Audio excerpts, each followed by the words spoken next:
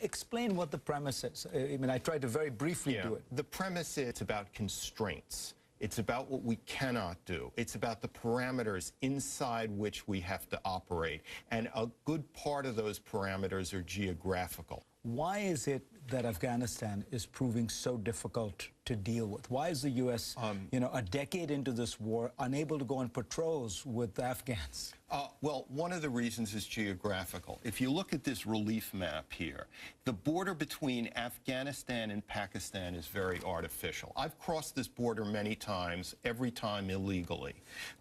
And the mountains that descend from the high tableland of Central Asia to the steamy Indus River Valley, it's a very gradual descent. It's the same Indo-Islamic civilization, Pushtun civilization on both sides of the border. So the idea that the U.S. military and diplomatic corps is going to make two separate, well-functioning states out of it is somewhat averse to geography. So what's really going on in Afghanistan, we think we go in and there are good guys and bad guys, but really there are the guys that Pakistan supports, the guys that traditionally India has supported. Yes. The Russians have tended to support the same people the Indians do. India is a big player here, Fareed, because if you look through Indian history, from the Guptas, the Maurans, the Mughals, the Nanda dynasty, others, what you see is for many periods of Indian history or subcontinent history, the same empire that controlled the northern third of India also controlled most of Pakistan and half of Afghanistan.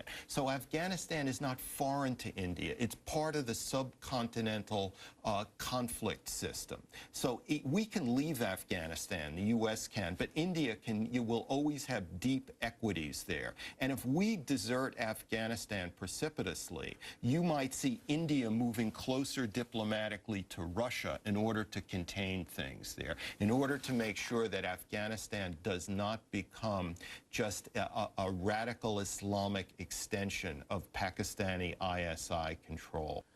Tell us what emerges as we withdraw. What emerges is that Iran will have much greater influence in western Afghanistan. It's already supplying the western part of the country with electricity. The Iranian rial circulates as a normal currency in western Afghanistan. It's becoming a part of greater Iran. You would expect to see greater Pakistani influence. Remember, groups like the Haqqani group are they're basically like the groups that did trade in earlier times. You know, they're based in the demographic inkblot of Pakistan, which is very populated, and it extends its lines of communications and influence out through the valleys all the way up to former Soviet Central Asia. So all the Iranians, the Haqqani group, the Pakistanis, the Indians all try to exert influence there. But now we're going to look at the Middle East. Yes. And you're going to explain to me why Iran really is the pivot of the Middle East, in your opinion. Yes. Persia was the world's first superpower, remember, in antiquity. Whereas in Saudi Arabia, you have a kingdom ruled by a family that is not synonymous with the Arabian Peninsula. It doesn't include Yemen and all of these other states. It's more tenuous. Syria, as we know, is a potential Yugoslav-style confection of sectarian and ethnic interests.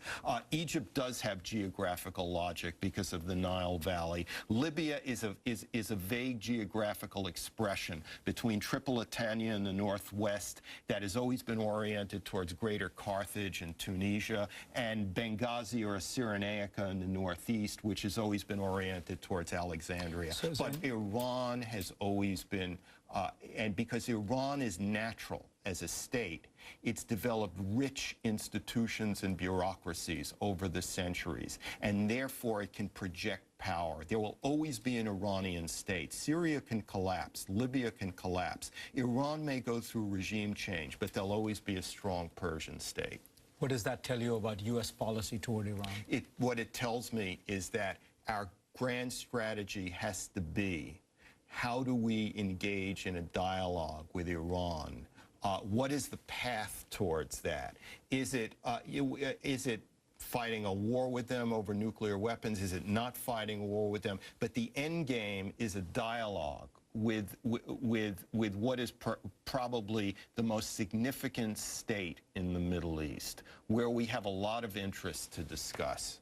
So the Middle East you're describing is really one where the states that are real and enduring, Iran, Egypt, Tunisia, Turkey to a certain extent. Yeah, oh, absolutely, right? Turkey. And those yes. ones are almost the fixed pivots of the region. Because they're age-old clusters of civilization with natural borders. Countries like Algeria, Libya, Syria, Jordan were never really thought of as states up until the 20th century. Somebody once described them as tribes with flags. Yes, yeah.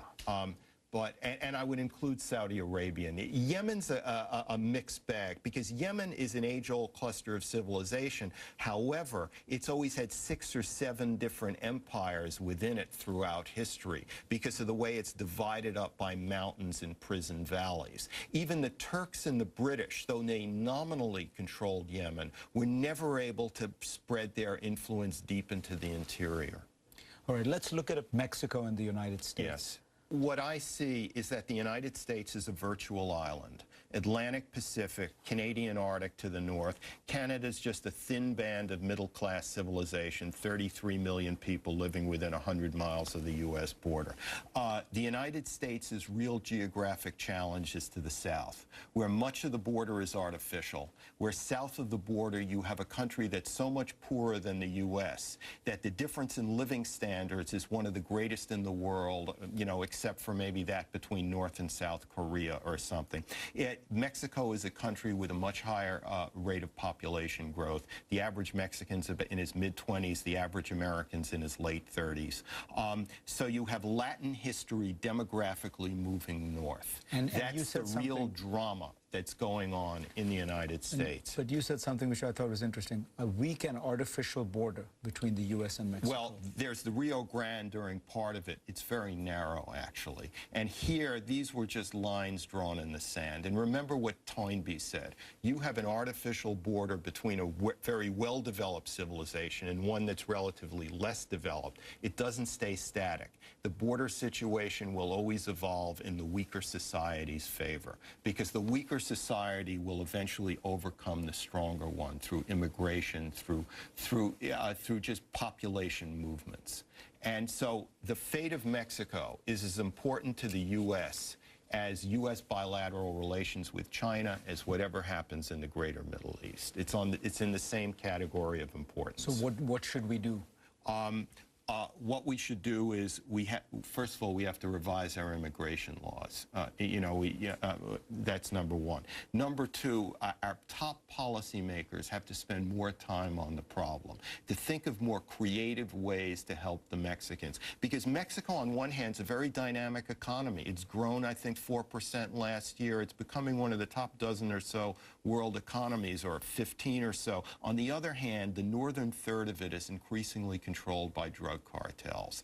There's been 50,000 people have been killed in Mexico since 2006, and the reason the violence rate has dropped recently is only because the cartels are consolidating their geographic hold. So what we have to do is come up with more creative ways to help the Mexicans, because we cannot do it overtly, because our history with Mexico, with invading it and such, is that the sensitivities are incredible. So it has to be very, very subtle. And, you know, our policymakers care about China, they care about the greater Middle East and all. But Mexico is relegated by the knowledge elite in the Northeast coast to a minor problem. And what I'm arguing in this book is that it's not, it's a major problem. And you're saying if we don't help Mexico essentially come up to roughly the standards of an advanced society. That has to be our goal, to make Mexico as rich as we are. Because otherwise... Yeah. Right. And it's not that we can save Mexico. Mexico can save it, you know, can help itself. But there are things we can do. And you look at this map and you look at Europe and Russia. Yes. Europe is not just a debt crisis. You know, we've been narcissistically focusing on a debt crisis. Europe is the western extremity of the Eurasian supercontinent. And most changes in Europe over the millennia have come from the East. They've come from the influx of peoples throughout the East. And we thought we had defeated that with the end of the Cold War, that Russia was out of it. But that's not the case, precisely because this belt of countries from a Estonia to Bulgaria, are right next door to Russia. Russia will continue to be a factor in Europe's evolution. If you look at Russia, it's half the longitudes of the world, but it's got less people than Bangladesh. It's been invaded by Poles, Lithuanians, Swedes, French, Germans over the centuries. So Russia still requires buffer zones in Eastern Europe, in the Caucasus.